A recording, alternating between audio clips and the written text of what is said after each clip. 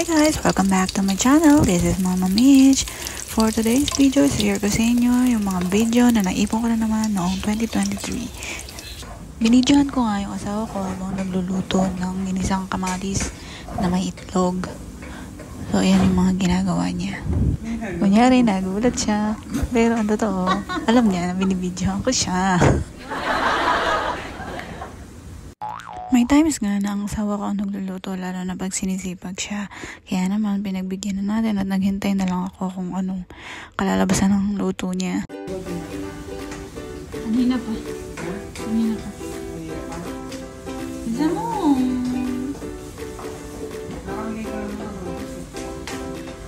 Sarapan mo yan.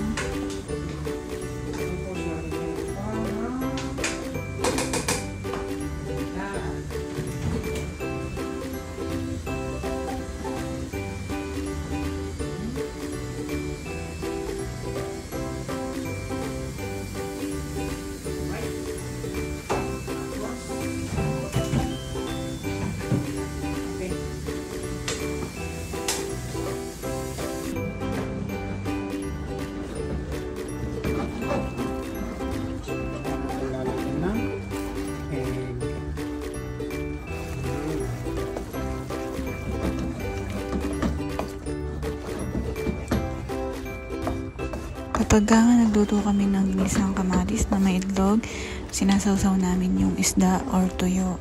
Tapos may pritong talong. Diba? Ang sarap. Happy birthday, Dr. Fritz. Thank you sa masarap na food.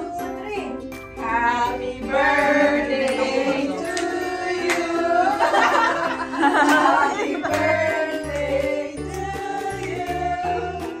Happy birthday. Happy birthday. Happy birthday to you.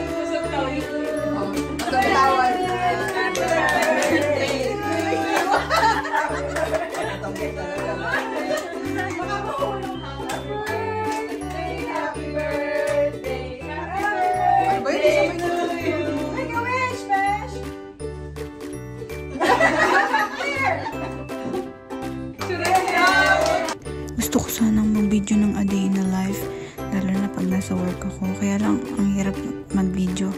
Lalo na kung marami akong ginagawa. Kaya ito na lang. Isa nga pala akong accounts admin, plus support ako sa reception.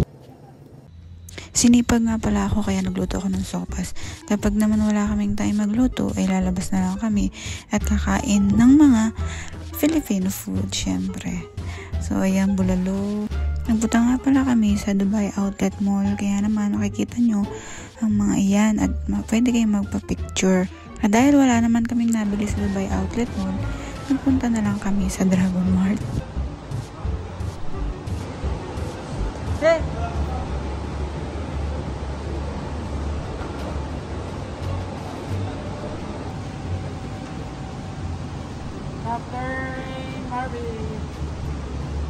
At nakarating na nga kami sa Dragon Mart.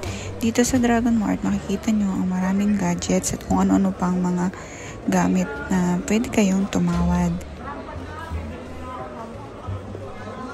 Ay kaganda nga ng buwan, bilog na bulog, kaya pinicturean ko na rin. At syempre naman, hindi kami aalis ng Dragon Mart nang walang picture para mayroon kaming souvenir.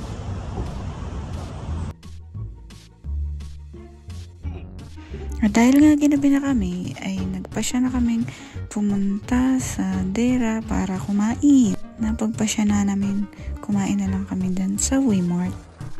Kasama nga namin yung mga kaibigan ni Ninyo. So, umorder lang kami ng kinikilo na hotpot. Nagsalo-salo na nga lang kami dyan at sobrang busog kami pagkatapos. Ayan nga pala ang Wmart. Ang sarap kumain dito, kaya babalik-balikan ng mga tao. Dito ko nga pala natikman sa Wmart ang chicken floss. Kaya naman, lagi na akong bumibili kapag may nakikita akong chicken floss sa ibang store din.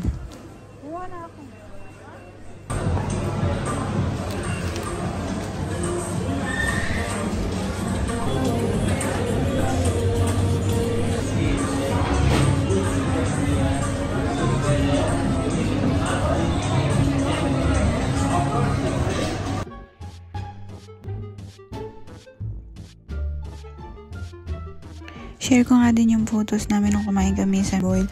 Sinabi niya na birthday niya kaya may spaghetti. Kaya ayun, binigyan ulit siya ng cake. Watermelon cake.